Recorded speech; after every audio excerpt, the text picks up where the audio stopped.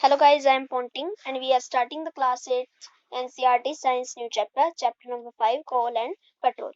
देखिए कोयला और जो पेट्रोल है ना, coal and petroleum we are using very commonly today कि आज के समय में हम कोल और पेट्रोलियम को बहुत ज्यादा यूज करते हैं। कोई मशीनरी चलानी है, कोई व्हीकल चलाना है तो उसके लिए कोल और पेट्रोलियम का यूज आज कॉमन हो गया है। We use various materials for our basic need.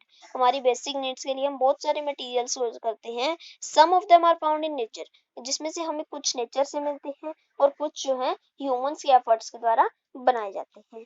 तो अब हमें क्या करना है, in the light of the availability of various resource in nature. अब अगर हम अलग अलग रिसोर्सेज को मतलब क्लासिफाई करें, अगर ये जो रिसोर्सेज होती हैं वो दो बेस पे होती हैं। अभी हमने ऊपर पढ़ा, एक नेचर के द्वारा इनएग्जॉस्टिबल नेचुरल रिसोर्स, सेकंड होती है एग्जॉस्टिबल नेचुरल रिसोर्स।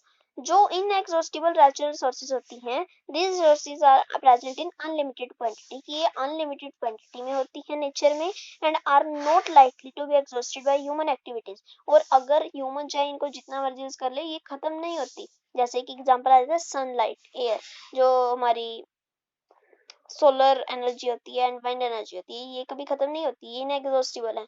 सेकंड हमारी है एग्जॉस्टिबल नेचुरल रिसोर्सेज। अब इसका बिल्कुल उल्टा हो जाएगा कि जो लिमिटेड है नेचर में, जिन्हें ह्यूमन एक्टिविटीज से खत्म किया जा सकता है, जैसे कोयला। अब कोयल है, पेट्रोलियम है, डीजल है, इन्हें खत्म कर देती है। ठीक है, इसके बाद हमारा आता है कि आपने अज्यूम करना है कि जो टेबल्स होते हैं कंटेनर में represent the total availability of an exhaustible natural source. जैसे कोयला पेट्रोल होता है, नेचुरल गैस होता है, उसकी तरह वो भी एग्जॉस्टिबल नेचुरल सोर्स होते हैं खाने की चीजें।